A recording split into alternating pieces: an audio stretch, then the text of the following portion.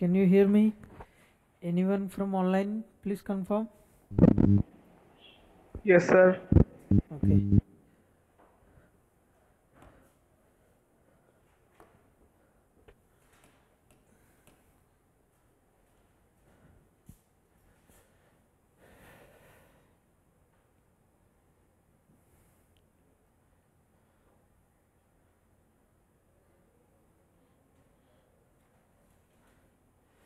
One new face today. What's your name?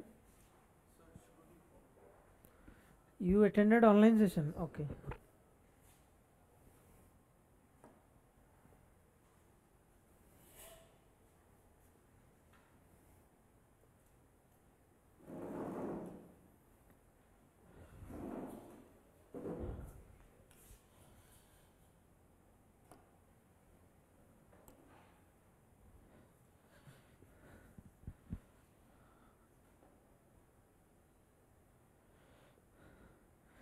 Securities premium. We have discussed this in the last class. Yes? Issue of shares at premium.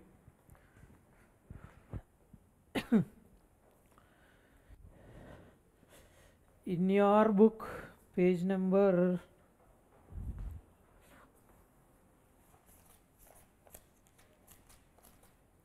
page number 13. This is a very important question. You might get it for multiple choice also. Okay? Just go through this. Section 52 of the Companies Act says that in that entry, I mean in the issue of shares, and the company issues any share at premium, you will get some excess amount, yes or no? Excess amount over the face value.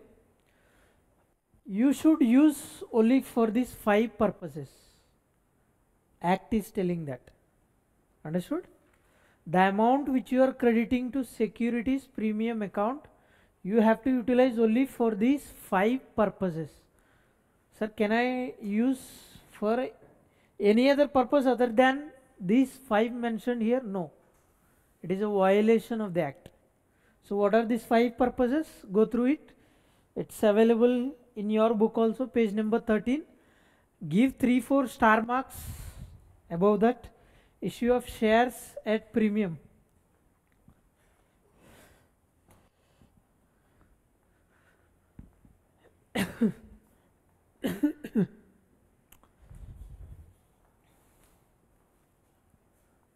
So what is the first one? Towards issue of unissued shares of the company to be issued to the members of the company as fully paid bonus shares. You should highlight this point. Bonus shares. What is bonus shares? I'll explain later on. But right now highlight this point. Fully paid bonus shares. This is the first point. Second point, to write off preliminary expenses of the company. Preliminary expenses. What are the preliminary expenses? Anyone? Any idea? Any thought? Any guess? Preliminary expenses? No idea? Expenses incurred before the formation of the company. Example, prospectus issue करेगा ना company, उसका charges. Yes? Before formation of the company. Any expenses before formation of the company. Example, underwriting commission. What is underwriting? You have a separate topic, we will discuss later on. Any doubt? Yes, expenses before the formation of the company. In the sense, company to get formed, there is a big procedure. Okay, you have to go to the MCA, filings and all. Example, assume what is a apt example?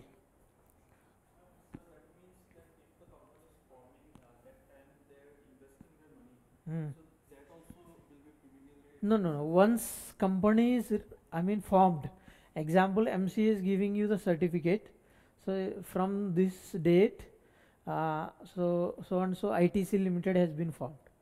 But I mean, for company formation, it takes a lot of time. Suppose promoters, who are promoters, who is going to start the company basically. So suppose they assume they wanted to start the company on 1st of January. They have started the process. Okay, they have started the process. I mean, they have issued prospectus. They have to apply for names also. Names. Register will give you the names. You need to propose 2-3 names, unique names. Example, Oil India Limited. Someone wants to keep. Someone wants to form a company with Oil India Limited. Oil India Limited is already existing. You cannot form the another company with the same name. That is not possible. Yes or no? So new names. You have to propose new names. Yes. So name propose करेगा, फिर register issue करेगा. Okay, these 2 names are available. Third name is not available. Suppose if you propose 3 names, 2 names, register will allow you. Okay, you can take any of the name. Then you will confirm, I'll take this name. Yes. Then this charges, example, this prospectus issue charges. Prospectus you are issuing, you will issue, example, say for example 150,000 copies. 50,000 copies का जो खर्चा है वो preliminary expense हो जाएगा. Form, company form आज नहीं है.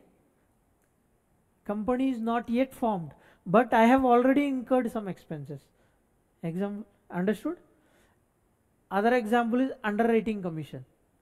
Suppose if you don't have any goodwill, if the company is not having any goodwill and the company has some fear whether all the shares will be subscribed or not. Understanding? So to avoid that under subscription scenario, company will, the promoters will enter into an agreement which is called underwriting agreement. Underwriting are basically third parties. They will assure you that I'll take all the shares even if the public is not subscribing. Understanding? Public subscribe नहीं भी करेगा, हम आपका पूरा shares लेंगे. तो in return they will expect some commission. Okay, so that underwriting commission is also a preliminary expense, a sort of preliminary expense. Okay, we have a separate heading for that, underwriting commission, this part. Okay, so preliminary expenses assumed before the formation of the company, because company formation is a lengthy procedure. It may take up to 1 month, 2 months, 3 months also. So whatever the expenses incurred between this formation of company, because company is from a particular date. Example, this particular say for example Dhanesh Limited, I want to float a company named Dhanesh Limited. I'll apply, they will approve the name, and then I'll issue prospectus, issue of shares, then I'll allot the shares. Yes, before that I'll get the company name. Yes, Dhanesh Limited is accepted. You can keep the board, you can open the office, everything. Before getting the name, I cannot open the board. Yes or no? I cannot keep the board. Yes or no? मैंने mind में सोच लिया धनेश limited okay हो जाएगा, मैंने board खोल दूंगा, नहीं, that's a violation. Understanding? So between that period, if you incur any expenses, that is called preliminary expenses. Clear? Next, to write off the expenses of or commission paid or discount allowed on any securities or debentures of the company. Basically this is commission or discount. Discount on issue of securities. Understanding? Discount में issue कर सकते हैं. कल हमने देखा है 10 rupees 100 rupees face value 95 में issue कर रहा है, 5 रुपीज़ डिस्काउंट है. वो डिस्काउंट जो है वो डेबिट है आएगा एंट्री में. कल हमने देखा discount on issue of shares account. वो डिस्काउंट अकाउंट कहाँ जाएगा? आइडियली डेबिट है, नॉमिनल अकाउंट प्रिंसिपल से debit all expenses and losses, but it should not go to P&L. You should take it to securities premium से set off कर सकते हैं. समझ गया? सिक्योरिटीज प्रीमियम क्रेडिट है, डिस्काउंट डेबिट है, तो सेट ऑफ कर सकते हैं. सर एक ही इश्यू में डिस्काउंट सिक्योरिटीज आएगा क्या? नहीं आएगा. एक ही इश्यू में नहीं आएगा. हो सकता है पहली बार डिस्काउंट है, पहली बार प्रीमियम है, सेकंड टाइम इश्यू कर रहा है. कंपनी एक ही बार इश्यू करना है ऐसे रूल नहीं है, 2 बार भी इश्यू कर सकता है. तो सेकंड टाइम या थर्ड टाइम या fourth time, I mean any time company can go for issue of shares any number of times. So पहली बार जब इश्यू किया प्रीमियम में किया, सेकंड टाइम जब इश्यू किया डिस्काउंट में किया. समझ गया. वो जो डिस्काउंट अगर है तब ये प्रीमियम से सेट ऑफ कर सकता है. समझ गया क्या बोल रहे. हाँ. Commission paid, commission on any securities or debentures, example is underwriting commission. Okay. Third one, to provide for premium on redemption of redeemable preference shares or debentures. Only preference shares and debentures, not equity shares. You should highlight this point. redemption के time पे preference shares issue किया, एक time आएगा redemption करना पड़ेगा. Example maximum preference shares 15 years तक issue कर सकता है, मतलब maximum 15 years. You cannot hold preference shares for maximum, I mean more than 15 years. So 15 years अगर खत्म हो जाएगा, you have to redeem in the sense you have to repay the capital back to the preference share holders. So when that redemption time comes, you may redeem at premium. Example, you issued the preference shares at 100 rupees, means you have taken 100 rupees from the shareholders. Company is having goodwill, company is having more reserves, profits, company earned more profits, it has more money.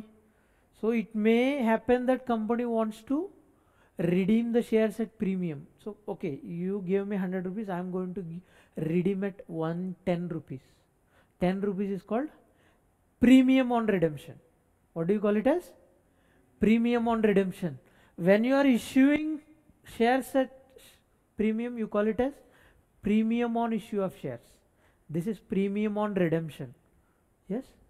So company 10 rupees जो extra payment कर रहा है वो pocket से payment करना पड़ेगा. Yes or no? So that indirectly would be खर्चा to the company. Yes or no? That खर्चा you can ideally should debit to P&L but reduce from securities premium. That is what this act is telling. Understanding? And the last one is purchase of its own shares. This is section 68, which is called buyback of shares. Buyback. You call buyback when you are purchasing your own shares. Which shares in particular? Equity shares. When you are purchasing your own equity shares, example, company has issued equity shares. Now you should not call redemption of equity shares, you should call it as buyback of equity shares. For equity shares, you should use the term buyback. For preference shares and debentures, you should use the term redemption, because preference shares and debentures, these two are considered indirectly as debt capital.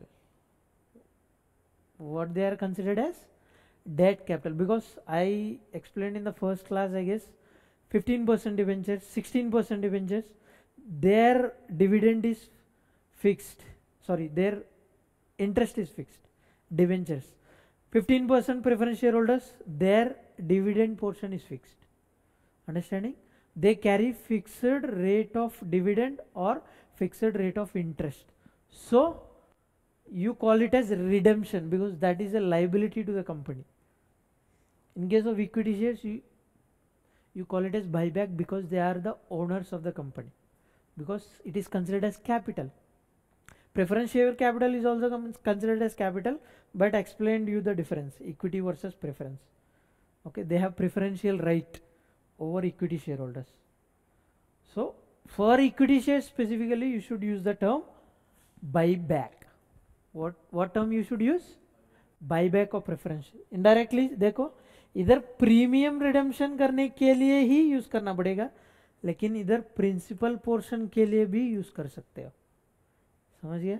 इधर जो redemption at premium 10 rupees, सिर्फ 10 rupees के लिए ही securities premium use कर सकते हैं, लेकिन इधर equity share capital, example, I issued at 100 rupees, I am going to redeem at 100 rupees. For that whole 100 rupees, you can use this securities premium. Understanding? And then commission, preliminary expenses, fully paid bonus shares. This is bonus. Only these 5 purposes you have to use securities premium, and this is mentioned in section 52 of the Companies Act. Okay. Companies Act is not earlier 1956, it is new act which is 2013.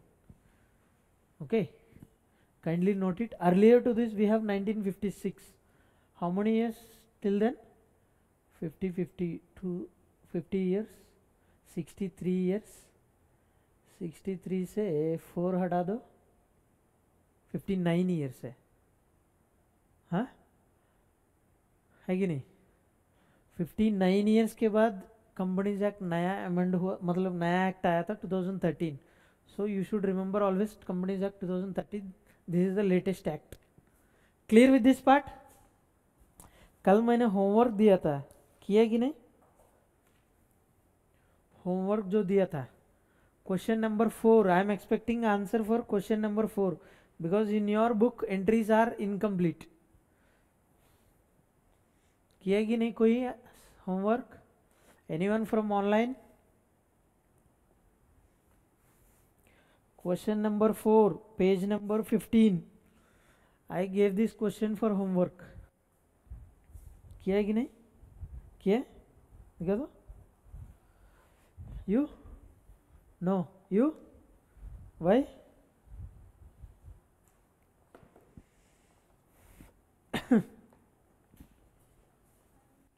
Question number 4, CD Company Limited issued 5 crore equity shares of 10 rupees each at a premium of 4 per share, payable 1 per share on application, 6 per share on allotment. Okay. 3, 1, 2, 3, 3 plus 3, 6, 6 plus 4 on the final call. Okay, shares. Give the journal entries. Give the journal entries to record the above transactions. ठीक है. Application में कितना आया था? 1, तो 5 करोड़ है. कहाँ है? इधर से ना. Okay. Bank account debit to equity share application account. Very good, 5 crore. Second, equity share application to equity share capital. Very good. First entry इधर बुक में नहीं है, लेकिन ये बंदा ठीक से लिखा है. What's your name?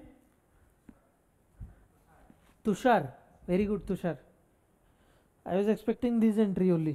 Very good. You are following my class then. Third entry, equity share allotment account debit to equity share capital. Allotment में कितना पैसा आया था?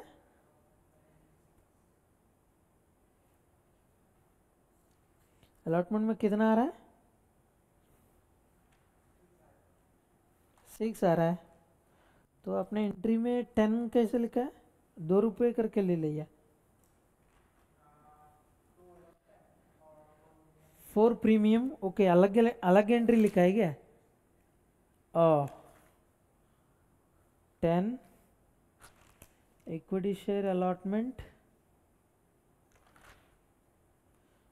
To equity share capital 10. तो ये 10,000 क्या था? Premium 10.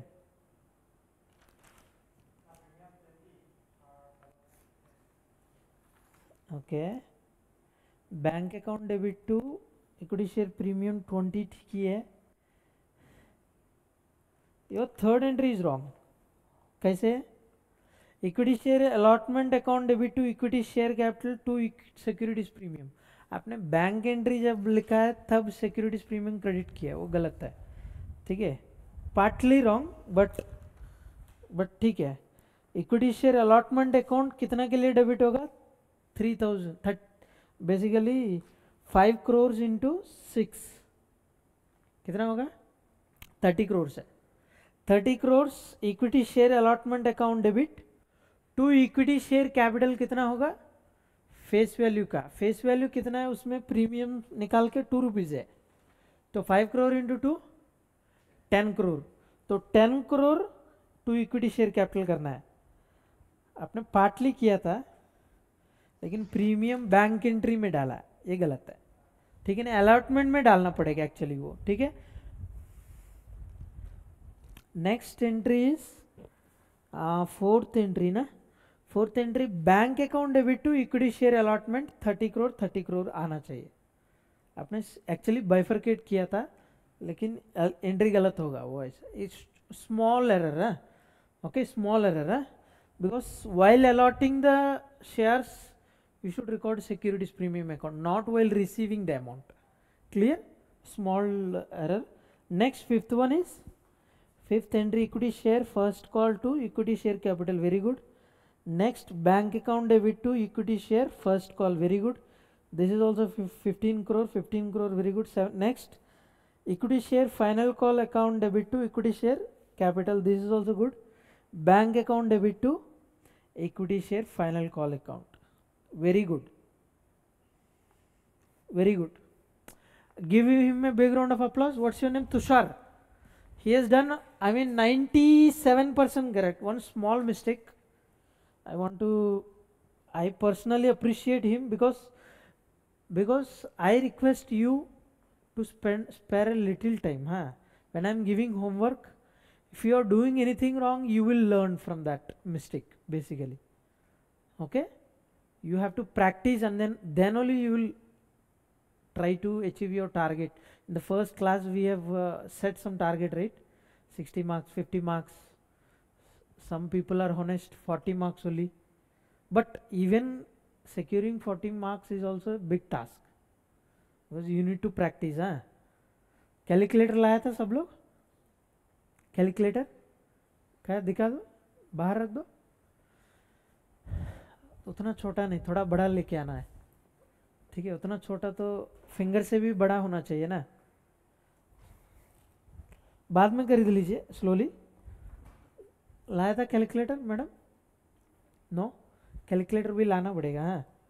This is very good calculator, yes, Tushar bought this calculator, this is a very good calculator, Casio, okay, I personally recommend this is also good, okay.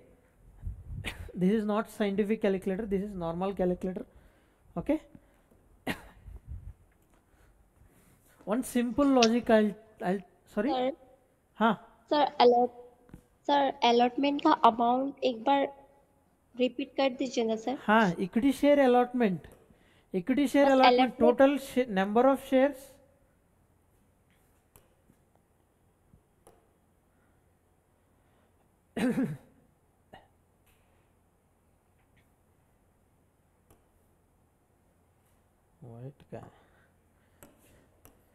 Number of shares कितना था question में? 5 crore, 5 crore shares है question में। देखो clearly, मैं दोबारा repeat कर रहा हूं, equity shares of 10 rupees each, issued equity shares of 10 rupees each at a premium of 4 rupees. इसका है फेस वैल्यू कितना होगा? 10 रुपीज होगा, प्रीमियम है 4 रुपीज, तो टोटल होगा इश्यू प्राइस 14 रुपीज, ठीक है। नो अभी 1 रुपी ऑन अप्लीकेशन, एप्लीकेशन में कितना था? 1 रुपी, अलॉटमेंट में कितना था तुषार? अलॉटमेंट में टोटल कितना था? 6 रुपीज ना, 6 रुपीज है, इसमें प्रीमियम इंक्लूडेड है, क्वेश्चन में क्लियरली बोला, देखो इंक्लूडिंग प्रीमियम, तो मतलब प्रीमियम टोटल कितना था? 4 रुपीज, तो इसमें प्रीमियम इंक्लूडेड है 4 रुपीज, तो फेस वैल्यू कितना होगा? 2 रुपीज होगा, तो इसमें 2 रुपीज है अलॉटमेंट का, तो 5 करोड़ इंटू 2 रुपीज कितना होगा? 5 करोड़ इंटू 2 10 करोड़, तो 2 equity share capital, 5 crore shares into 2 rupees, it is 10 crore.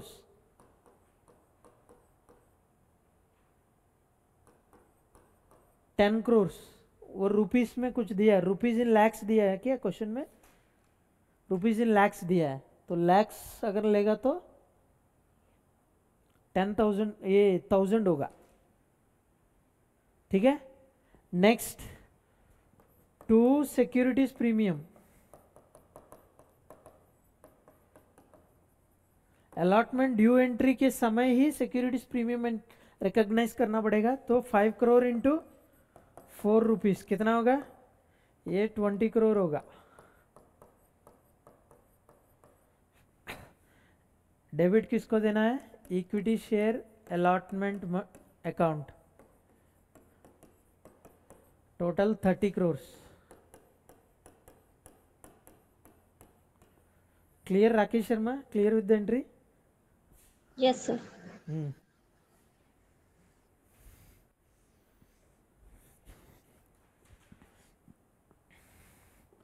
Okay.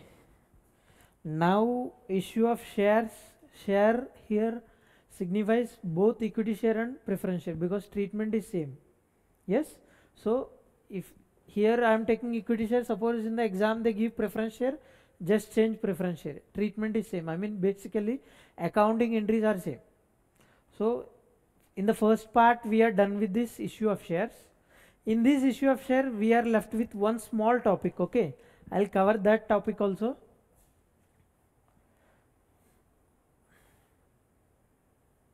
Yeah, see this, at the time of receiving the value of shares in installments, calls in arrears, लिखो इस concept, very very important concept, calls in arrears.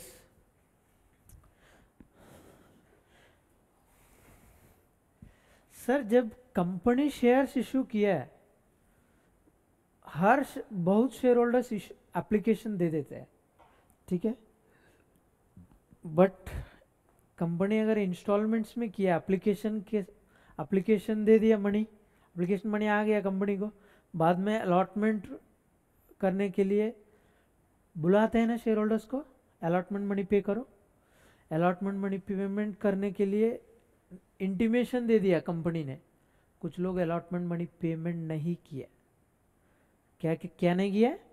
नहीं किया। कुछ लोग allotment money payment कर लिया, first and final call किया था, तब पेमेंट नहीं किया। समझ गया? When the company is issuing the shares in installments, it may so happen that some shareholders may not pay the installments. Yes or no? It may possible. It is possible. Yes or no? So that concept is called calls in arrears. Calls in arrears means company has called for the money but shareholders did not pay the money. This is called calls in arrears. Reverse,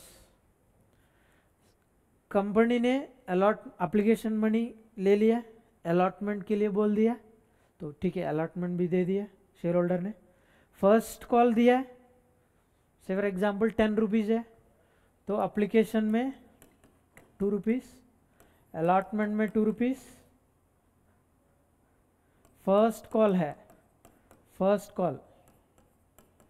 first call में कितना था?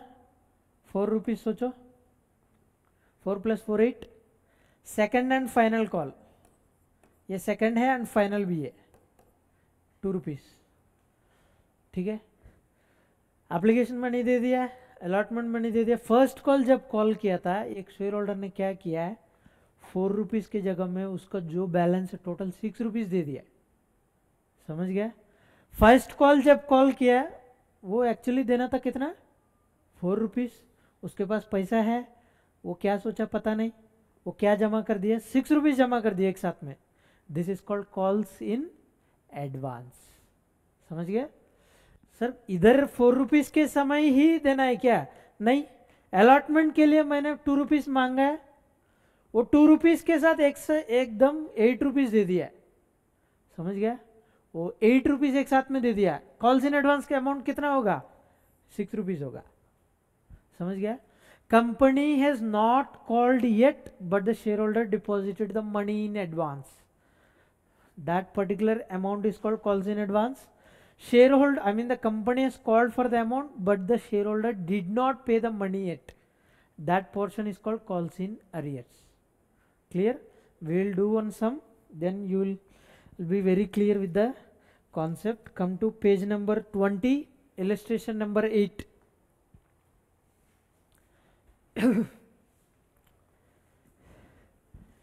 Calls in arrears, calls in advance आप notebook में भी अच्छा से आपकी language में लिख दीजिए, इसके बारे में calls in arrears, calls in advance, this is an important concept, you might receive as multiple choice question also. Okay, concept समझ लिए? कॉन्सेप्ट समझ गया? हाँ। Now illustration number 8. Who will read from online? Read the question. Who want to take the opportunity?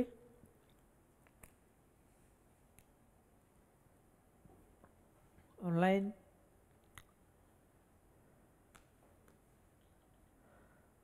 No one? Sir, throat problem. So Yes, can't read. yes, Rakesh Sharma. 8th illustration number 8, page number Sir, 20. Sorry? sir, I have problem, sir. Throat problem. So I can't read. Sorry? Okay sir मैं पढ़ रहा हूँ रुको। You have what problem? Sir, throat problem. Okay, okay, no problem. Anyone else if you can read fast? मैं पढ़ रहा हूँ रुको। हाँ ठीक है Manish. Yeah. A limited company was registered with a capital of rupees 5 lakhs in a share of rupees 100 each and issued 200 such shares at a premium of 2000, rupees sorry, 20 per 2000, हाँ 2000. or 2000 years. 2000 such shares registered with a capital of rupees 5 lakh of 100 rupees each. Number of shares कितना होगा? 5000. Tushar very good. 5000 shares है।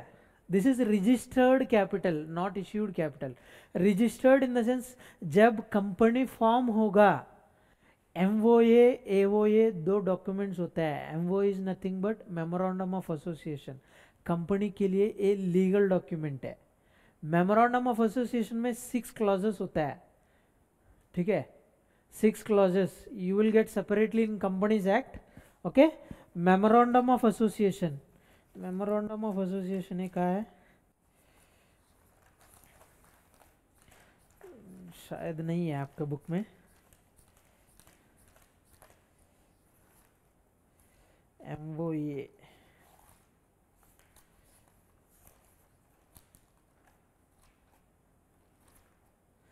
Name clause, उस name 6 clauses है, आप लिख सकते हैं 7 क्लॉजेस होता है। This is the legal document और I would say this MOA memorandum of association is the Ramayana for the company, this memorandum of association is the Quran of the company, this is the Bible of the company. Clear? This is such a important document, memorandum of association। Company का पूरा उसमें लिखा रहता है, क्या क्या clauses है, 6 clause है, just note it down. 6 clause है, क्या क्लॉज है? नेम क्लॉज, उसमें लिखा रहेगा क्लियरली कंपनी का क्या नेम है, ठीक है। Registered office clause, registered office, company का मेन रजिस्टर्ड ऑफिस कहाँ पे है? एग्जाम्पल, इधर जो ऑयल इंडिया लिमिटेड है इसका रजिस्टर्ड ऑफिस इधर दुलियाजान में है, ठीक है। कुछ किसी का अगर लेगा तो ये हमारा chartered accountant of I mean cost and management accountant of India, इसका मेन रजिस्टर्ड ऑफिस है, ये कोलकाता में है, शायद कोलकाता है क्या, कोलकाता ही होगा, ठीक है। ऐसा रजिस्टर्ड ऑफिस होता है, एक मेन ऑफिस, ठीक है। थर्ड है objects clause, objects, objects clause, इस ऑब्जेक्ट्स क्लॉज में लिखा रहता है मेनली कंपनी क्या बिजनेस कर रहा है। एग्जाम्पल, ऑयल इंडिया लिमिटेड तेल प्रोड्यूस कर लेता है, नीचे जमीन से तेल उठाते हैं, तेल उठा के बेचते हैं, समझ गया, this is the main business. हाँ, एग्जाम्पल किसी का लैपटॉप बिजनेस है, वो लैपटॉप खरीद के सेल करता है, ये क्लियरली लिखा रहता है इसका बिजनेस क्या था, वो जो बिजनेस लिखा है वही करना है, इसके अलावा कुछ भी नहीं करना है, समझ गया, ऑब्जेक्ट्स क्लास। नेक्स्ट क्लॉज है लाइबिलिटी क्लॉज। हमने फर्स्ट क्लास में डिस्कस किया था कितना टाइप्स ऑफ कंपनीज है, तो उसमें कहा था अनलिमिटेड कंपनी, तो कंपनी का है मेनली लिमिटेड लाइबिलिटी, हमने डिस्कस किया था डिफरेंसेस सोल प्रोप्राइटर, पार्टनरशिप और कंपनी का। तो इस क्लॉज में क्लियरली लिखना पड़ेगा sir limited liability, generally limited liability ही रहता है, तो उस क्लॉज में मेनली लिखा रहता है कंपनी लाइबिलिटी इज लिमिटेड. ठीक है. Next capital clause, and this is the main clause. This is the main reason why I am explaining these clauses, because there is a separate clause called capital. In this clause we have this authorized capital. What is authorized capital? Company maximum इतना capital issue कर सकता है, और you can also call it as registered capital. ठीक है. अभी सम में देखो, सम में क्लियरली लिखा है ना, registered with a capital of कितना था, कितना 5 lakhs of 100 rupees each. मतलब कंपनी ने मैक्सिमम 5000 शेयर्स इश्यू कर सकता है. फ्यूचर में उसको ज़्यादा ज़रूरत पड़ेगा, पहले ये क्लॉज को अमेंड करना है, एमसीए के पास जाना है, क्यों बढ़ा रहा है, रीज़न बताना है, ये सब प्रोसेस होता है. समझ गया. This is called authorised, I mean capital clause. This is the 5th clause, and there is a 6th clause also, subscription clause. Subscription clause, company form होने के बाद शेयर जब इश्यू अलॉट कर रहा है, किस किस को कितना कितना अलॉट कर रहा है उसमें लिखा रहेगा. ठीक है. प्राइवेट कंपनी होने से ये ज़्यादा रिलेवेंस होगा, क्योंकि प्राइवेट कंपनी में शेयर्स बाहर इश्यू नहीं करता है. Example 5 friends are forming a company, private limited company. वो 5 फ्रेंड्स, एक बंदा कितना कितना शेयर लिया है उस क्लॉज में क्लियरली लिखा रहेगा. समझ गया. 7th एंड लास्ट क्लॉज है association clause.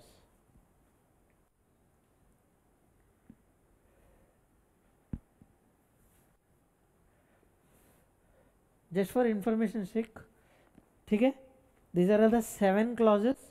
Out of this there is one clause called capital clause, which is the nothing but registered capital or authorized capital. Company is maximum authorized to that capital, I mean maximum वो इतना issue कर सकता है. Now come to this question 8. हाँ, out of 5000 authorized, first time it is issuing 2000 shares. समझ गया. Total company 5000 तक issue कर सकता है, अभी कितना इश्यू कर रहा है 2000 shares. Very good. Next carry on Manish. इसके बाद है shares at a premium of ₹20 per share payable as ₹20 per share on application. One second. Premium of 20 rupees. What is the issue price? 120. Very good.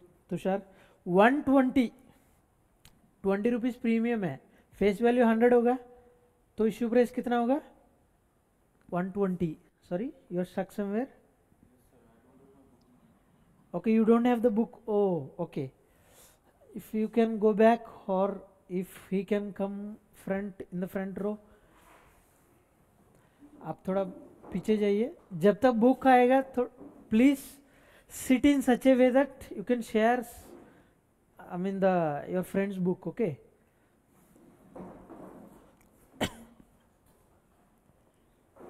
हाँ. ₹50 per share on allotment including premium and ₹20 per share on first call made 3 months later.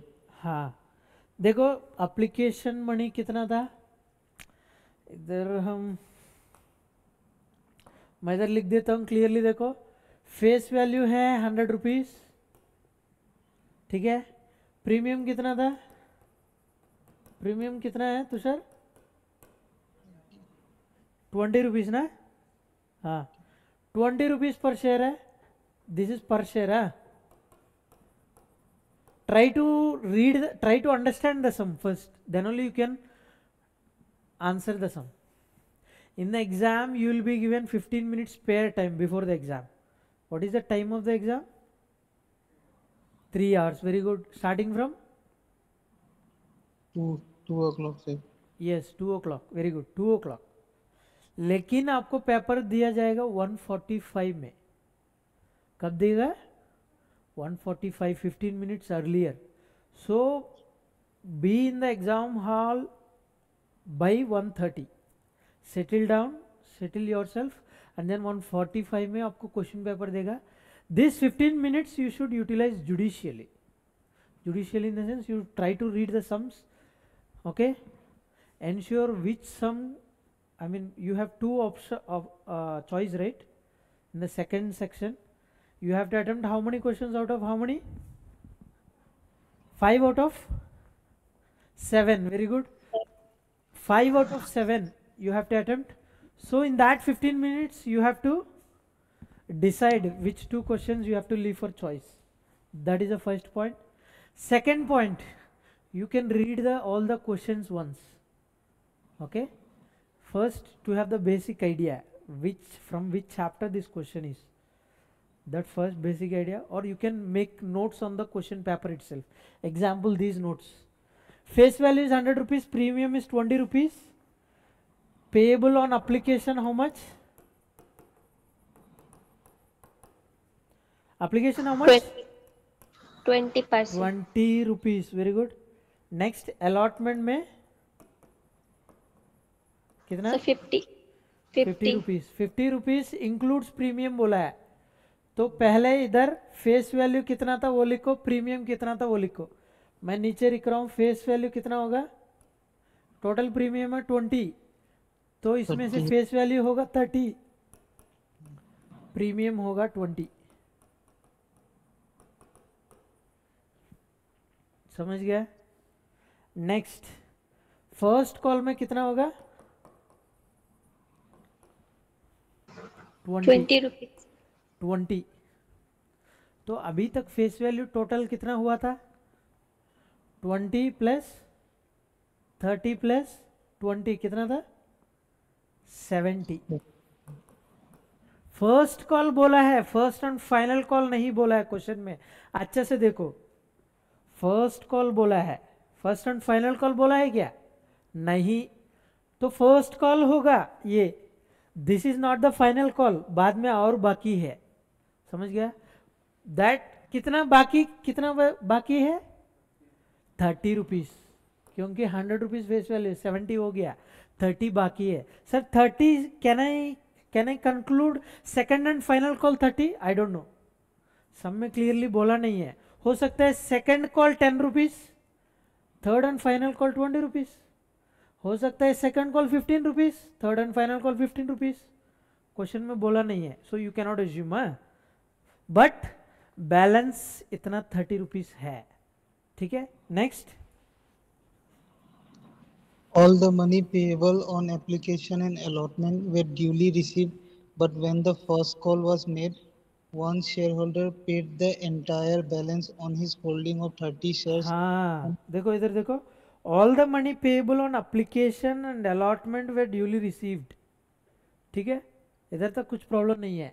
Application हो गया, allotment हो गया, इधर तक सब लोग अच्छा से पेमेंट कर लिया.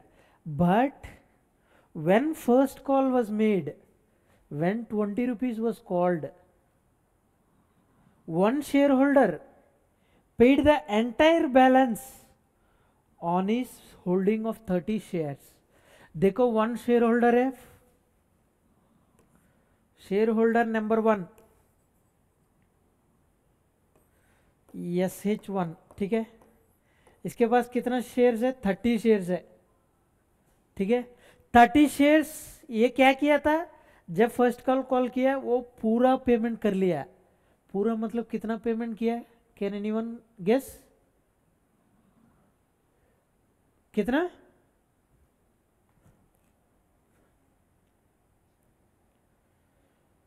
$50. Very good, 50. वो 20 जब कॉल किया वो बंदा टोटल पेमेंट कर लिया. इसका मतलब है 20 प्लस 30, टोटल 50 रुपीज पेमेंट किया. तो उसका शेयर से 30 शेयर्स है उसके पास. वो टोटल अमाउंट कितना पे किया होगा? 30 इंटू 50. समझ गया? 1500 दे दिया वो. जब फर्स्ट कॉल किया वो बंदा क्या किया? 20 के साथ 30 भी दे दिया.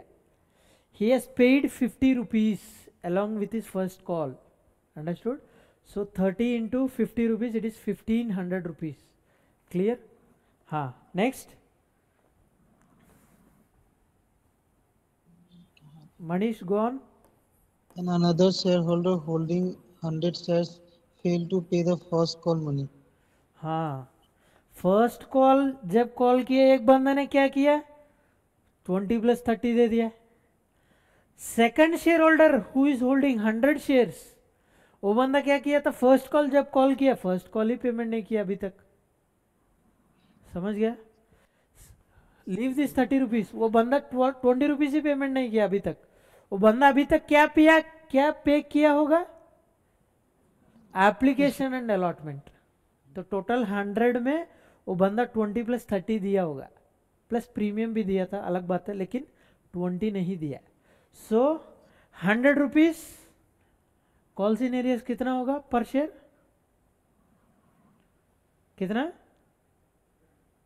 कितना होगा कॉल्स इन एरियर्स, एनीवन?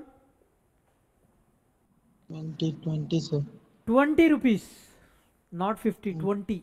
जो कॉल किया था और वो पे नहीं किया उसको ही कॉल्स इन एरियर्स माना जाएगा. ये 30 रुपीज अभी तक कॉल नहीं किया, इसको एरियर्स नहीं बोल सकते हैं. ठीक है, कंपनी पहले कॉल करना है, बंदा पे नहीं करेगा तभी एरियर्स होगा. Arrears is nothing but due. Clear? So 20 rupees है, तो टोटल एरियर्स अमाउंट कितना है बता पाएगा?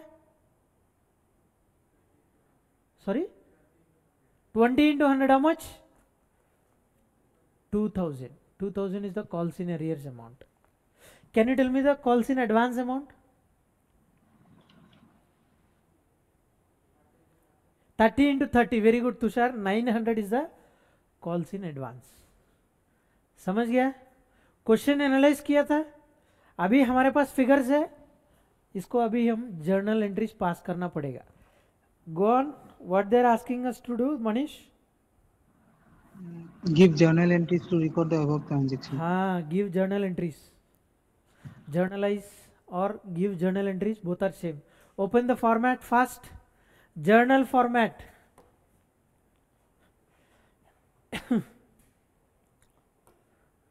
Journal.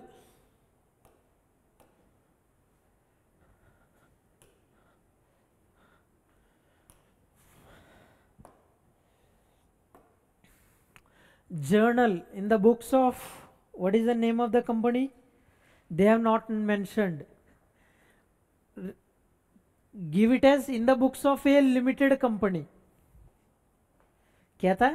In the books of a limited company. Oh, company का नाम है A limited, sorry, A limited company. In the books of A limited company, journal. See the format. You have to follow the format as it is because you have stepwise marking.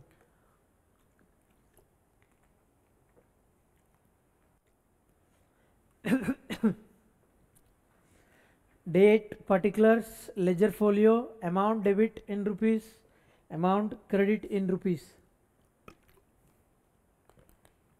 Question में date होने से date mention करना पड़ेगा. इस question में dates है क्या? नहीं है. डेट्स मेंशन नहीं है. फर्स्ट एंट्री क्या होगा? एप्लीकेशन मनी रिसीव होगा ना? हाँ, एप्लीकेशन मनी कितना शेयर्स का रिसीव होगा? Application money 2000. 2000 sir. 2000 कैसे है? शेयर्स इश्यू किए 2000 ना? हाँ, 2000 इंटू एप्लीकेशन मनी कितना था? 20 sir. हाँ, 20 rupees. Very good. 2000 into 20, 40,000 rupees is the first entry. Sir entry क्या होगा? Bank account debit. लिख लीजिए क्लियरली.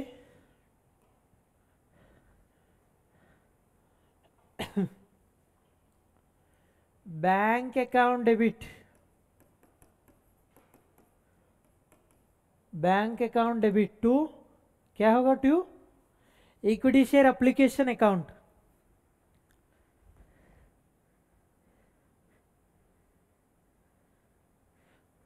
क्वेश्चन में इक्विटी शेयर्स बोल के लिखा नहीं है, अच्छे से देख लो. तो to share application, to share application account कितना था? नीचे ब्रैकेट में क्लियरली दिखा दो. 20,000 2000 शेयर्स ना, sorry 2000 into 20 rupees. 20 rupees is application price. Narration लिख दीजिए, being share application money received on 2000 shares. So 2000 into 20, it is amount will be 40,000. This is the first entry. Sir, why are you debiting bank account? Because cash is coming into my organization, cash or bank. So as per real account, debit what comes in, credit what goes out. Cash is coming into my organization or my bank balance is getting increased, so I am debiting bank account. 2 credit में क्या है, share application, because this is a temporary account. Yes or no? In the next entry, this share application will get nullified. Yes, Tushar? Yes. What is the second entry? Transfer share application account to share capital, because this 20 rupees is nothing but capital contributed by the shareholders. Yes or no? Now equity share application इधर debit हुआ है ना, इधर credit करो. To share application, sorry, share application account debit, share application account debit to क्या था, share capital. Capital is a liability to the business, because as per business entity concept, business and proprietor or business or partner, business and shareholders are different. Okay, business entity concept के हिसाब से business अलग है, proprietor अलग है, business अलग है, partner अलग है, पार्टनरशिप फर्म में business अलग है, shareholder अलग है. ठीक है, shareholder को कभी भी मतलब फ्यूचर में इसको रिटर्न बैक करना पड़ेगा कैपिटल. समझ गए? तो शेयर कैपिटल में कितना ट्रांसफर करेगा, 40,000. Clear till now? Any doubts?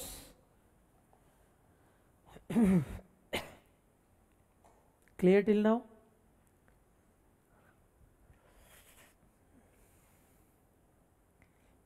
We are done with 2 entries. 1 2 3. Second part क्या होगा? एप्लीकेशन मनी रिसीव हो गया, अलॉटमेंट होता है. एप्लीकेशन के केस में पहले मनी आ जाता है, लेकिन बाकी सब इंस्टॉलमेंट्स में पहले ड्यू एंट्री होता है. ड्यू एंट्री में क्या होता है, share allotment account debit,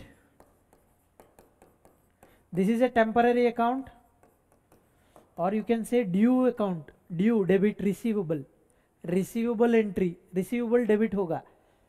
whatever you want to receive, it is an asset, so you should debit it. ठीक है. Share allotment account debit to share capital, this is, I am writing now the due entry to share capital to securities premium.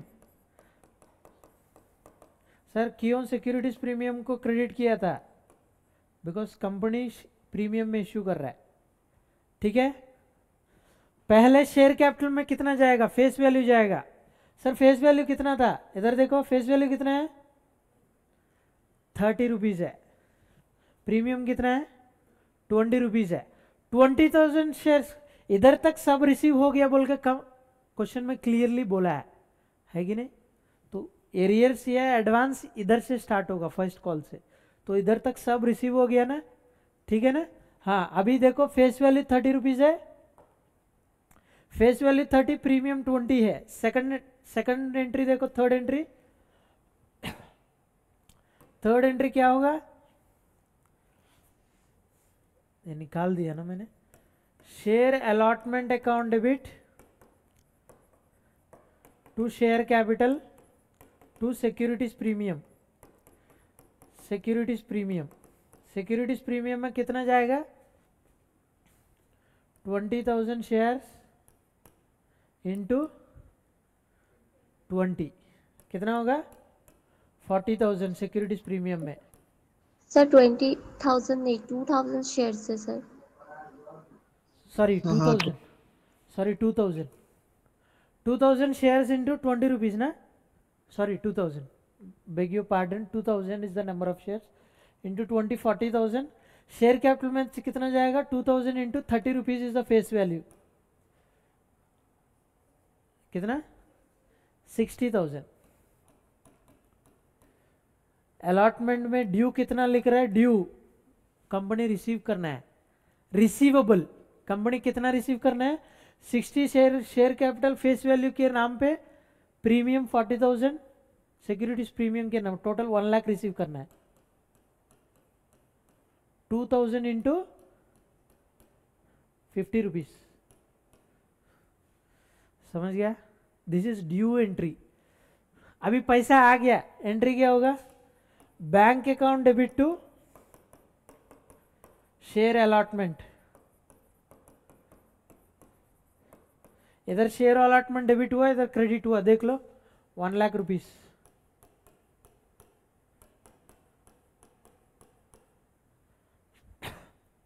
Clear? इधर देखो, इधर debit हुआ, receivable बोल के, इधर already receive हो गया, now this is no more your receivable, so cancel करो उसको। समझ? इधर डेबिट हुआ, कुछ डेबिट हुआ तो उसको कैंसिल या राइट ऑफ करने के लिए, नॉक ऑफ करने के लिए क्रेडिट करना है। कुछ क्रेडिट हुआ, उसको नॉक ऑफ करने के लिए क्या करना है? डेबिट करना है। ऑपोजिट है, अकाउंटिंग में हमेशा डेबिट क्रेडिट ही है, प्लस माइनस बोलते हैं, इधर डेबिट क्रेडिट बोलते हैं। ठीक है ना? नेक्स्ट एंट्री क्या था? फर्स्ट कॉल का। क्या था एंट्री?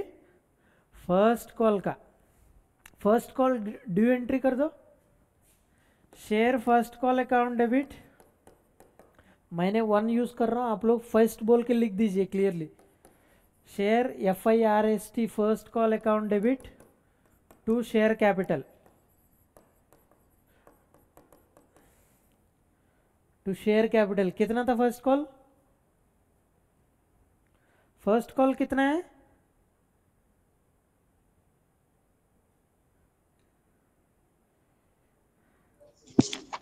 सर 20 रुपीज 2000 शेयर्स पे। हाँ, 2000 इंटू 20 40,000 है सर। लेकिन फर्स्ट कॉल में एक बंदा 100 रुपीज शेयर है, वो पेमेंट नहीं किया। This is due entry, not actual payment entry. Due, मैं जब कॉल कर रहा हूँ तब एंट्री लगा रहा हूँ, तब मैं क्या सोचूंगा? सब लोग देगा सोचूंगा, तो इसलिए मैंने पूरा 2000 शेयर्स का रिकॉर्ड कर रहा हूँ रिसीवेबल बोल के। फर्स्ट कॉल अकाउंट डेबिट हुआ है ना, इसलिए रिसीवेबल है। समझ गया? नेक्स्ट, अभी एक्चुअल पैसा कितना आया था?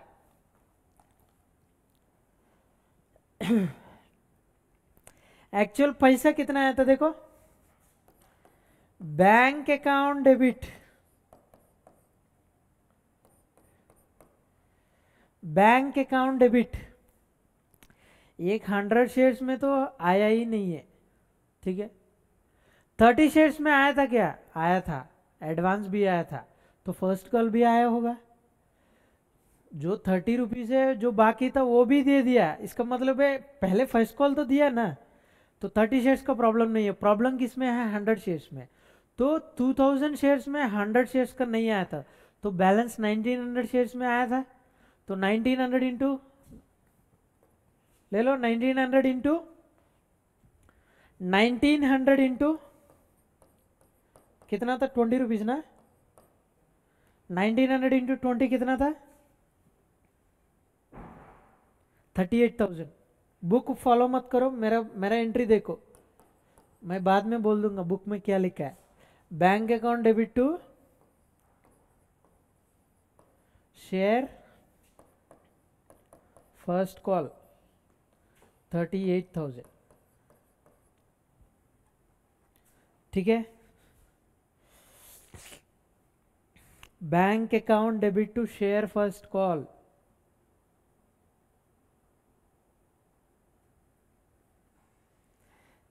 ये फर्स्ट एंट्री है सर। इधर 40,000 आपने रिसीवेबल बोल के लिखा है, इधर एक्चुअली रिसीव हुआ 38,000 सर। बाकी 2,000 क्या था? बाकी 2,000 क्या है? जो रिसीव नहीं हुआ है। जो रिसीव नहीं हुआ उसको क्या बोलते हैं? एरियर्स। समझ गया? एरियर्स अमाउंट कितना था बोलो? 100 शेयर्स इंटू 20 रुपीज, 2000 मैच हो रहा है कि नहीं? हाँ, अभी देखो मैं क्या करता हूं, इधर शेयर फर्स्ट कॉल के रूप में डेबिट हुआ 40,000, इधर share first call account credit हुआ 38,000, डेबिट कितना बचा है 2,000, उस डेबिट को मैं क्रेडिट कर रहा हूं to share first call, to share first call 2,000, इधर 38,000 प्लस 2,000 40,000 क्रेडिट हो गया। सर डेबिट किसको देगा, calls in arrears, calls in arrears account, this is A separate account, calls in arrears account 2,000, clear with the entry, समझ गया, समझ गया, ठीक है। सर इधर मैंने ड्यू एंट्री लिखा है, ड्यू मतलब मुझे मिलना चाहिए, जो मुझे मिलना है वो मेरा एसेट है, एसेट है इसलिए मैंने डेबिट कर रहा हूँ, share first call account debit, debit किया मतलब रिसीवेबल है, मेरे बुक्स में मैं डेबिट कर रहा हूँ, इस एंट्री को देखेगा मतलब कुछ अमाउंट आना चाहिए कंपनी को, इट सिग्निफाइज। सो 40,000 रिसीव होना चाहिए लेकिन रिसीव हुआ 38,000। सर बैलेंस 2,000 क्या हुआ, एरियर से पेमेंट नहीं किया बंदा, 100 रुपीज नीचे लिखो, 100 rupees into 20 shares, this is 2,000, calls in arrears में जाएगा वो, calls in arrears account, note लिखो नीचे, calls in arrears account will always have debit balance, calls in arrears will always have debit balance। Book में भी लिख सकते हैं आप तो, ठीक है।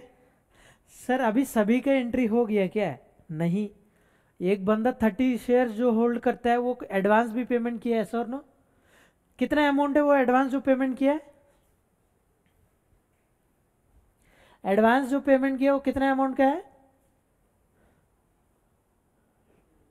30 शेयर्स ना, 30 रुपीज पेमेंट किया है, समझ गया, जो बैलेंस लेफ्ट कितना था 30 रुपीज ना, हमने इसमें देखा तो कि ये सब निकल जाएगा, हाँ ये सब निकल जाएगा अभी, मैं उस स्क्रीन में जा रहा हूँ, ठीक है, जो नोट किया था फास्टली नोट कर लो, इधर देखो बैलेंस कितना था 30, वो बंदा जो फर्स्ट शेयर होल्डर है 30 शेयर जो होल्ड कर रहा है वो 30 रुपीज भी पेमेंट किया, टोटल मतलब क्या था 900 रुपीज है, समझ गया।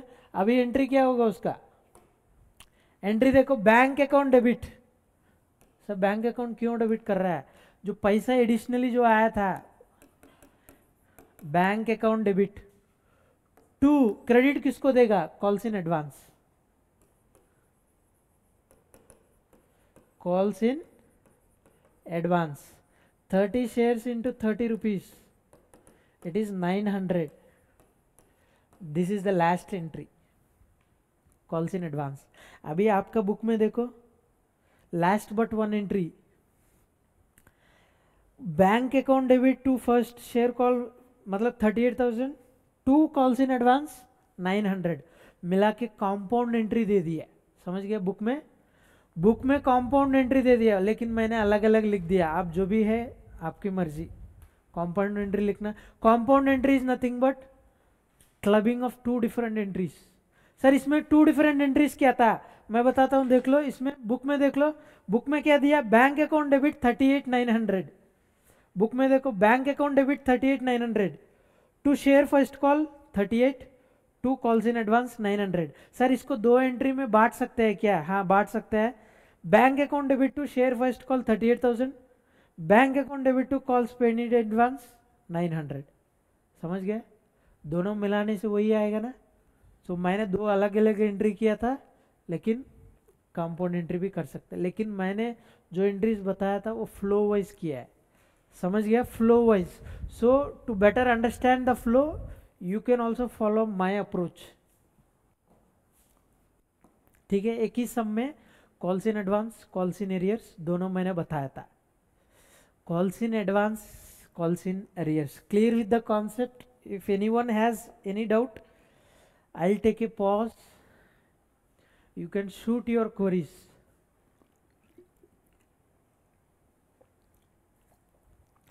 I'll take a pause for 2 minutes. If you have any queries in the concept or in any of the entry, you can shoot your queries. Tushar, any doubt? 6, 7, 8 है, sixth entry क्या था, एक बार दे दो।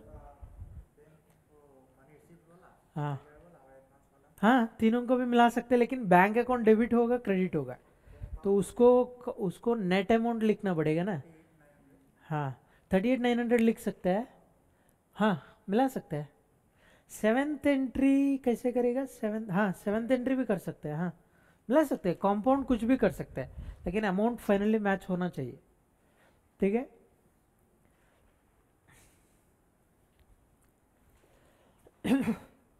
No doubts, I am expecting no doubts.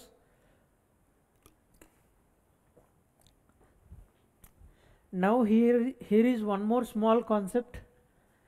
Suppose company को जो instalment आना चाहिए वो बाकी है, समझ गए, it is called calls in arrears. If the articles of association permits, I said there is two important documents for the company. One is memorandum of association, another one is articles of association. Sir difference क्या होगा, ये तो legal document है जो ministry को submit करता है. Articles क्या होता है, आप लोग के अंदर में क्या कंडीशंस है वो लिख दो उसमें. Members within I mean the promoters और the founders of the company, दिल write this agreement. Basically it is called agreement, articles of association. कुछ clauses है, example क्या बोल सकता है, कुछ क्या था, कुछ rules लिख सकते हैं, rules, you call it as rules. Example, when the shareholders are not paying the calls, you call it as calls in arrears, company will charge interest on those calls in arrears. समझ गया. What is this concept called? Interest on calls on arrears. Interest on calls on arrears. इस question में arrears कितना था, 2000 rupees. Company articles of association में लिख देगा, अगर कंपनी फाउंडर्स और ये प्रमोटर्स ने अगर लिख दिया आर्टिकल्स ऑफ एसोसिएशन में, ये जो इंटरेस्ट, ये जो कॉल्स इन एरियर्स है, इसके ऊपर हम 6% चार्ज करेंगे इंटरेस्ट. इसका मतलब है 2000 और जितना पीरियड है, समझ गए, 6% पर एनम होता है जनरली, पर एनम 6%, उसके प्रोपोर्शनेटली कैलकुलेट करना पड़ेगा. आप लोग ये कोई इंटरेस्ट में मनी देते हैं ना, कोई देखा होगा इंटरेस्ट पे मनी देता है, मतलब इन रिटर्न फॉर इंटरेस्ट, वो जब पैसा देता है PTR by 100 एक फॉर्मूला है, समझ गए, PTR by 100 इंटरेस्ट कैलकुलेट करने के लिए, सुना है कि नहीं. हाँ, नॉर्मली कैसे करते हैं आप लोग, कुछ और तरीका भी हो सकता है. इंटरेस्ट कैलकुलेट करेगा ना, 1 लाख दिया था, 1 महीने के लिए कितना इंटरेस्ट होगा, परसेंटेज है 1 रुपी 2 रुपीज इंटरेस्ट बोलते हैं. 1 रुपीज इक्वल टू 12%, समझ गया. 1 rupees equal to 12% interest, 2 rupees होगा तो 24% होगा, समझ गया. इंटरेस्ट कैलकुलेट करते हैं ना, ऐसा ही सिमिलर वे में इसमें भी इंटरेस्ट कैलकुलेट करना पड़ेगा 6%. से फॉर एग्जाम्पल कंपनी ने कॉल किया 1 जनवरी में,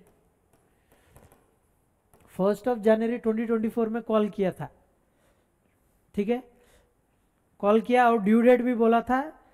एग्जाम्पल सोच लो, ड्यू डेट भी वही है, आज शाम तक आप जमा करना पड़ेगा. जनरली टाइम देते हैं, मैं एग्जाम्पल के लिए ले रहा हूँ. और यू कैन टेक 1 दिसंबर ले लो, इधर 2023 ले लो, 1 दिसंबर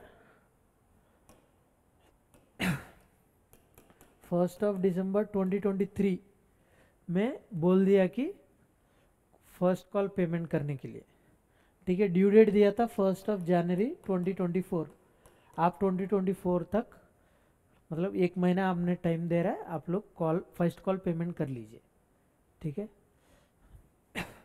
लेकिन एक बंदा ने 1 अप्रैल में पेमेंट किया था. कब पेमेंट किया, अप्रैल में. कितना लेट किया था, कितना महीना लेट किया, हाँ 3 महीना. Very good. तो 6% इज फॉर 12 मंथ्स, 3 महीना के लिए 6% इंटू 3/12 करना पड़ेगा, समझ गया. 3 महीना का इंटरेस्ट आप कैलकुलेट करके 2000 के साथ कंपनी लेते हैं, समझ गया. This is called interest on calls in arrears. समझ गए कॉन्सेप्ट। एक क्वेश्चन है clearly based on this calculation, illustration number 7। आप होमवर्क ले लीजिए, आप ट्राई कर लीजिए, पापा से भी पूछ लीजिए सर इंटरेस्ट कैलकुलेट कैसे करना है, परसेंटेज इतना है आपको, अगर आपको पता नहीं, ठीक है। इलस्ट्रेशन नंबर 7 होमवर्क, ठीक है। सर कॉल्स इन एरियर्स में इंटरेस्ट कंपनी ले रहा है, मैंने जो एडवांस पेमेंट कर रहा हूं which is called calls in advance, can I take interest from the company? Yes, yes, समझ गया। कॉल्स इन एरियर्स पे कंपनी चार्ज कर रहा है, तो मैंने एडवांस पेमेंट करी। एग्जाम्पल ये 100 रुपीज, सॉरी 30 शेयर्स है, 30 शेयर्स में 30 रुपीज मैंने एडवांस पेमेंट किया है, समझ गया। तो अभी मैंने फर्स्ट कॉल के समय एडवांस पेमेंट किया है, जब ये फाइनल कॉल जब करेगा 30 रुपीज, जब मैंने एक्चुअल पेमेंट किया वो पीरियड, सपोज फॉर एग्जांपल 1 जून में, वो जो second and final call 30 rupees है, कंपनी कॉल कर रहा है, एक्चुअली ये बंदा ने 1 जनवरी में ही जमा कर लिया 30 रुपीज एक्स्ट्रा, तो 1 जनवरी से कितना महीना है, 5 मंथ्स है, तो 5 मंथ्स वो बंदा कंपनी से इंटरेस्ट ले सकता है। This is called interest on calls in advance. Clear? Concept समझ गया? कॉन्सेप्ट समझ गया? ठीक है। और दूसरा कॉन्सेप्ट, कंपनी शेयर्स इश्यू कर रहा है, क्या हमेशा कैश में ही आना चाहिए पैसा? नहीं, जरूरत नहीं है। क्वेश्चन में ये भी दे सकता है कि शेयर, एक बंदा ना शेयर होल्डर है जिसका 1000 रुपीज बाकी है, वो क्या किया था, एक फर्नीचर खरीद के कंपनी को दे दिया कैश के रूप में, नॉन कैश भी हो सकता है, तो बैंक के जगह या कैश के जगह में आप फर्नीचर डायरेक्टली लिखिएगा। समझ गया? समझ गया? ये जो क्या, पेज नंबर 21 देखो, issue of shares for consideration other than cash, उधर एंट्रीज लिखा है, फर्नीचर दिया तो asset account debit to share capital. समझ गया? बैंक के जगह में आप लोग सिंपली एसेट रिप्लेस करो। समझ गया? समझ गया? अंडर राइटिंग कमीशन है, उसको कमीशन नहीं दिया था, शेयर्स दे दिया, तो अंडर राइटिंग कमीशन अकाउंट लिख दो, क्योंकि under writing commission is an expense. समझ गया? प्रोमोटर्स को दे दिया तो गुडविल अकाउंट डेबिट करना पड़ेगा, वो इंपॉर्टेंट पॉइंट है, उधर स्टार मार्क दे दो। प्रोमोटर्स कौन है? कंपनी को कौन फ्लोट किया था, ये लोग इतना अच्छा काम किया था, कंपनी को रख दिया है, कंपनी को फॉर्म किया है, तो क्या करता है, उन लोग को पैसा नहीं देते हैं, कभी कभी शेयर्स इश्यू करता है, तो उसके जगह में गुडविल लिखना पड़ेगा। Goodwill in the sense company form हो गया, इससे बड़ा बात, तो गुडविल के नाम पे डेबिट करना है। समझ गया? कोई ने कंप्यूटर दे दिया, कंप्यूटर अकाउंट डेबिट, कोई ने फर्नीचर दे दिया, फर्नीचर अकाउंट डेबिट, कैश के रूप में जो भी आएगा उसको डेबिट करना है। ठीक है? Concept clear? हाँ, नाउ क्या क्या सम्स होमवर्क लेना है देख लो। 1 2 3 हो गया ना तुषार? 1 मैंने बता दिया, 2 भी मैंने शायद, 2 मैंने बताया, 1 होमवर्क दे दिया, 3 भी मैंने बताया था। ठीक है, आप नंबर के आगे लिख दीजिए, 1 के आगे मैंने जो नंबर बता रहा हूँ उसके आगे HW या CW लिख दीजिए। ठीक है, जो मैं बता रहा हूँ वो क्लास वर्क है, जो आप लोग होमवर्क लेना है होमवर्क है, घर जाके इसको करके लेके आना है। मैं किसी एक क्वेश्चन पूछ लेता हूँ, ठीक है, this is for your good self only. हाँ, 4th होमवर्क दिया था ना? हाँ, 5th होमवर्क दिया कि नहीं? नहीं दिया ना? 5th भी होमवर्क ले लो। दिस इज ऑल्सो इजी सम है, 5th भी इजी सम है। This sum is based on calls in arrears. Okay? 5th sum is based on calls in arrears. ये होमवर्क ले लो। 6th sum भी ले लो। 6th sum is based on calls in advance. ठीक है? Calls in advance.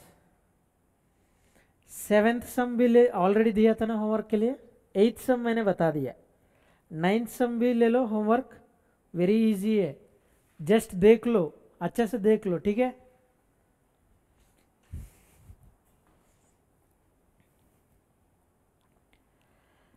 Tenth sum भी homework ले लो, tenth sum भी very easy सम है।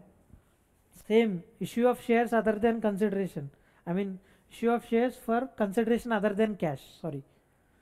सिंपल कॉन्सेप्ट समझ लेने से एंट्री इजी है, ठीक है। एक बार अच्छे से देख लो। Now come to page number 23, prohibition on issue of shares at discount. Companies act 2013 क्या बोल रहे? Section 54 except as provided in section 54 is nothing but sweat equity shares.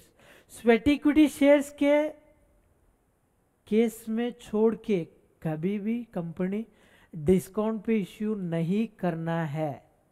Provision है लेकिन डिस्काउंट पे इश्यू कर सकते हैं बोल के, लेकिन ये पर्टिकुलर सेक्शन प्रोहिबिट कर रहा है। इसका मतलब है इनडायरेक्टली कंपनी इश्यू नहीं करना है डिस्काउंट पे।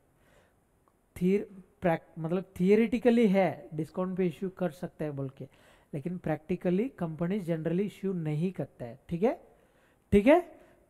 दिस सेक्शन 53, ठीक है, just for concept.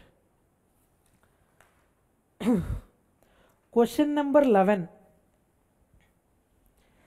Question number 11 किस बेसिस में होता है? एक छोटा सा कॉन्सेप्ट है, मैं बता रहा हूं, इधर अच्छे से देख लेना। इधर वो आप होमवर्क में मत लीजिए, लेकिन एक बार ट्राई कर सकता है। देखो, कंपनी ने इश्यू किया 1 लाख शेयर्स।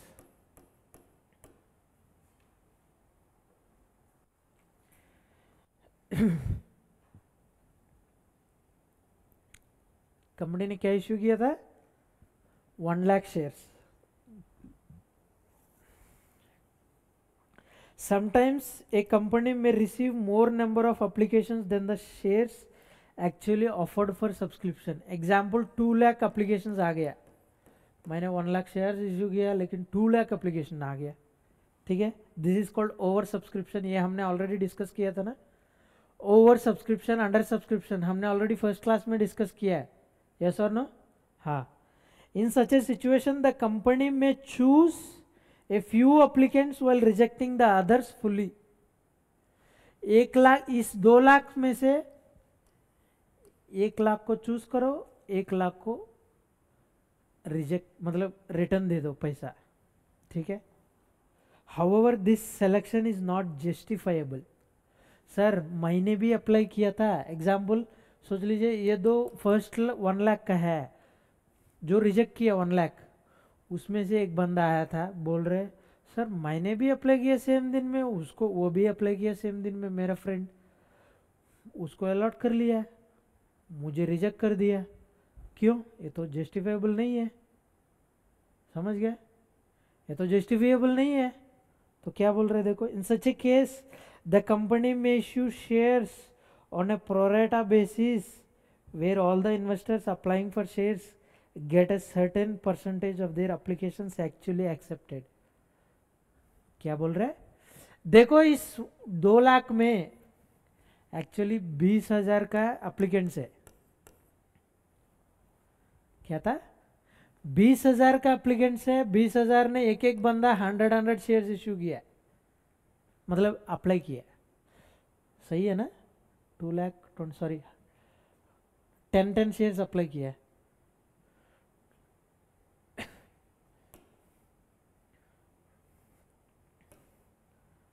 सोच लो 2,000 शेयर होल्डर्स है,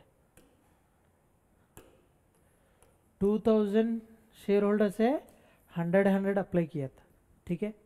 अभी ठीक है, 2 लाख हो गया, ठीक है। अभी क्या कर रहा है? 1 लाख ही अलॉट करना है, 1 लाख ही अलॉट करना है। अभी क्या करेगा? 2,000 मेंबर्स को 50 शेयर्स ही अलॉट करेगा, तब इनडायरेक्टली सब लोग को मिल जाएगा, समझ गया? सब इनडायरेक्टली सब लोग को मिल जाएगा ना 50-50 shares. No one is left out, yes और नो? क्योंकि 1 लाख चाहिए। एक कंपनी के पास सब ऑप्शंस है, टोटल 2,000 में से मैं 1,000 को ही लेता हूं, सभी लोग को 100 दे देता हूं कंपनी का डिस्क्रिप्शन है, ऐसा ना। दूसरा ऑप्शन है 2000 को मैं सब लोग को मैं इश्यू करूंगा लेकिन 50 ही इश्यू करूंगा, समझ गया, तभी 1 लाख ही है, समझ गया। This is called pro rata allotment. क्या बोलते हैं इसको? Pro rata allotment. Pro rata I mean keep all the share holders satisfied basically, okay. हाँ, अभी देखो, for example if the company offered 1 crore shares of 10 rupees each, but applications for 2 crore shares were received, the directors might send letters of regret to applicants 50 lakh shares, and applicants of 1 crore 50 shares were allotted the 1 lakh shares on pro rata basis। ये भी हो सकता है 50 lakhs, इसमें से देख लो 1500 को मैं अलॉट कर दूंगा लेकिन 500 को मैं अलॉट ही नहीं करूंगा, ये भी कंपनी का ऑप्शन है। 2000 में से टोटल, ये ऐसा भी कंपनी का ये भी हो सकता है कि टोटल सभी लोग को शेयर्स नहीं देना है क्योंकि कंपनी का डिमांड रखना है, ये भी हो सकता है ना। तो जो भी अप्लाई किया सब लोग को मिल गया, तो ये शेयर तुम अप्लाई किया, मैं भी फ्रेंड्स 5 फ्रेंड है बात कर रहा है, ठीक है, तो हम 5 लोग अप्लाई किया था, बोल रहे 5 लोग हाँ मुझे भी मिल गया, मुझे भी मिल गया, मुझे भी मिल गया, समझ गया। तो 5 में से 2 लोग को ही मिल गया, वो 2 लोग क्या प्रिविलेज फील होगा कि नहीं? प्रिविलेज वो लोग फील होकर क्या बोलेगा, ये कंपनी तो खतरनाक है यार, मुझे नहीं मिला है, नेक्स्ट टाइम इश्यू करेगा तो मैं अप्लाई करना चाह रहा हूँ, हाँ, ऐसा डिस्कशन चलेगा कि नहीं? This basically depends on the, to maintain the demand also company will issue on pro rata basis, समझ गए? In such a case, application money off will be adjusted either on allotment on calls. If there is still surplus money after adjusting the allotment or not, it will be refunded in cash. A first case, first scenario देखो, 2000 into 100 2000 share holders है, 100 rupees ना, sorry 100 shares के issue किया है, ये number of shares है, clear. मैंने first example में क्या बोला, 2000 शेयर होल्डर्स को मैं 50 अलॉट करूंगा, ये ना है कि नहीं? ये देखो 100 रुपीज फेस वैल्यू है शेयर का, मैंने एप्लीकेशन में मांगा है 20 रुपीज, अलॉटमेंट में मांगा है 30 रुपीज, फर्स्ट कॉल में मांगा है 20 रुपीज, फाइनल कॉल में मांगा है 30 रुपीज, 100 हो गया ना, ठीक है। ये मैं एप्लीकेशन में मांगा कितना था, 20 रुपीज, टोटल एप्लीकेशन मनी मुझे कितना आएगा,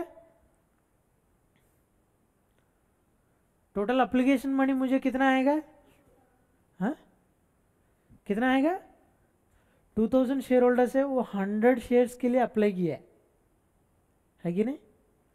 सो 2000 इंटू 100 इंटू 20 रुपीज आएगा, है कि नहीं? ये 2000 शेयर होल्डर्स का, हम एक शेयर होल्डर का बात करेंगे, ठीक है।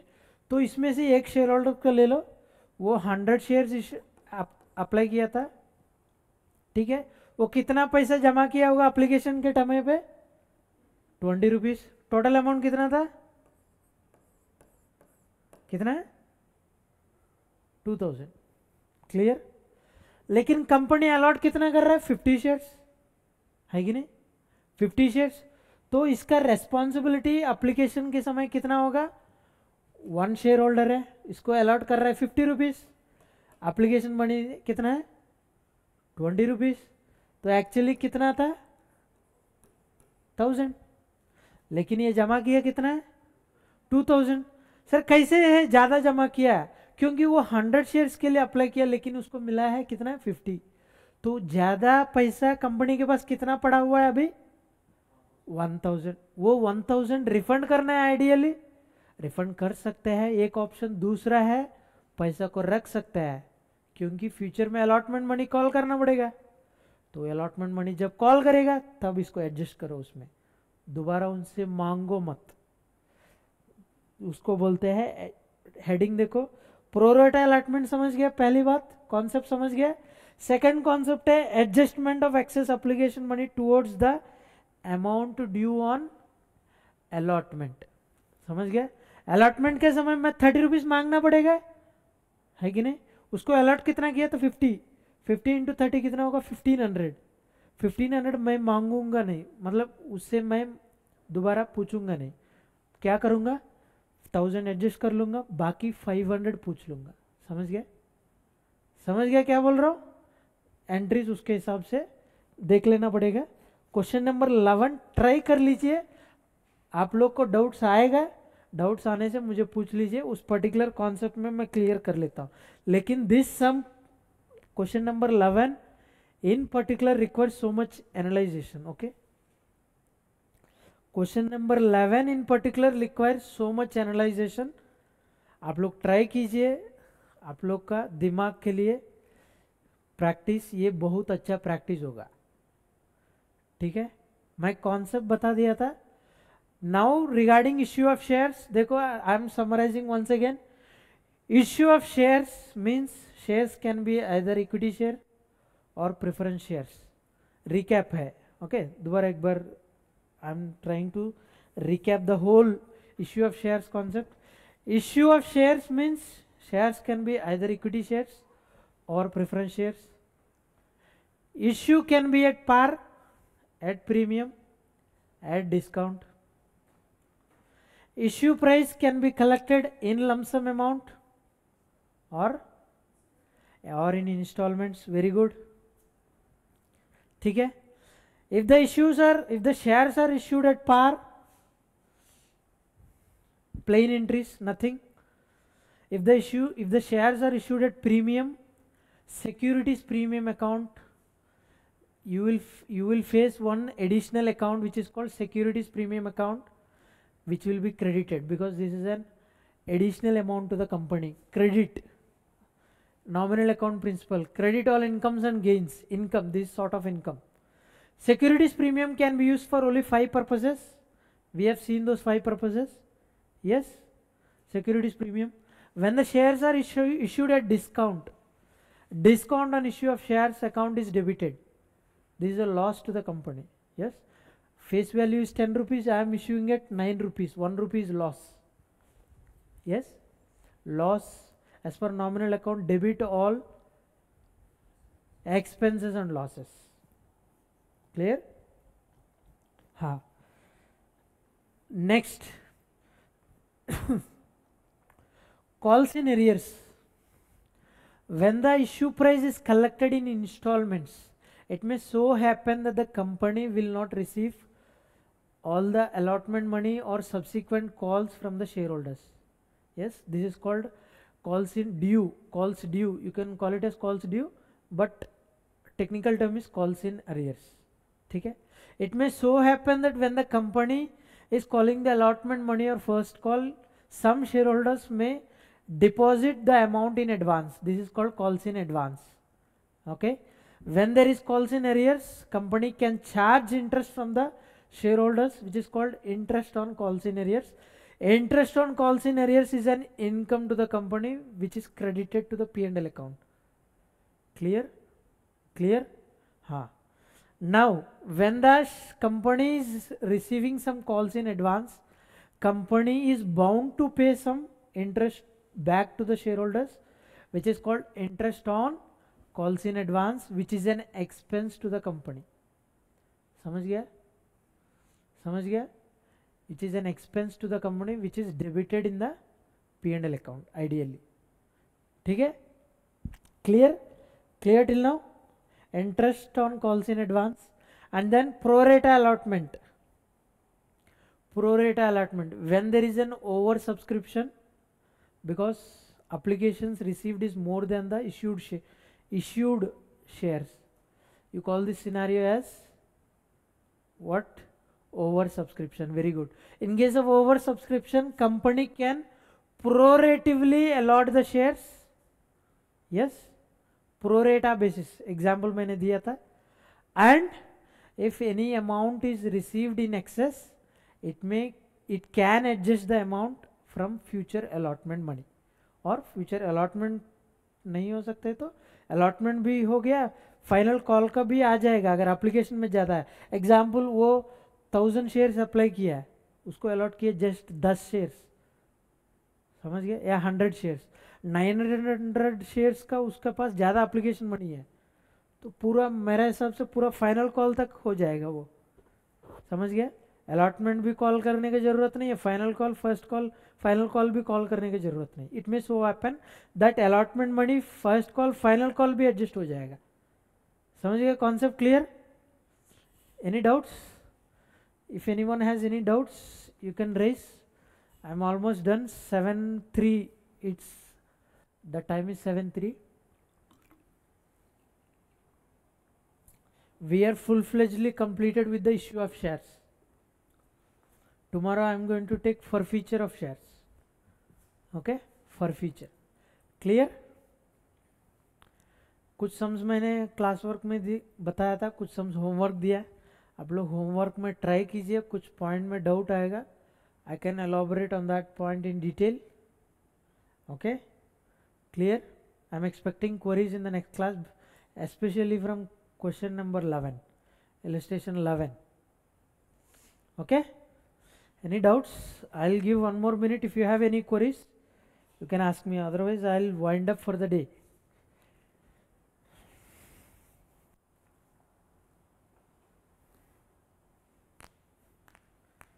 आप लोग थियरी में देख लीजिए, इलस्ट्रेशंस के साथ, होमवर्क के साथ. मैंने कुछ थियरी पार्ट भी है बीच में, that is for information. If you read you can gain more knowledge. Okay, any doubts? Online, anyone from online? No, sir. No? Very good. No, sir. Yes, thank you. Then I am closing for the day.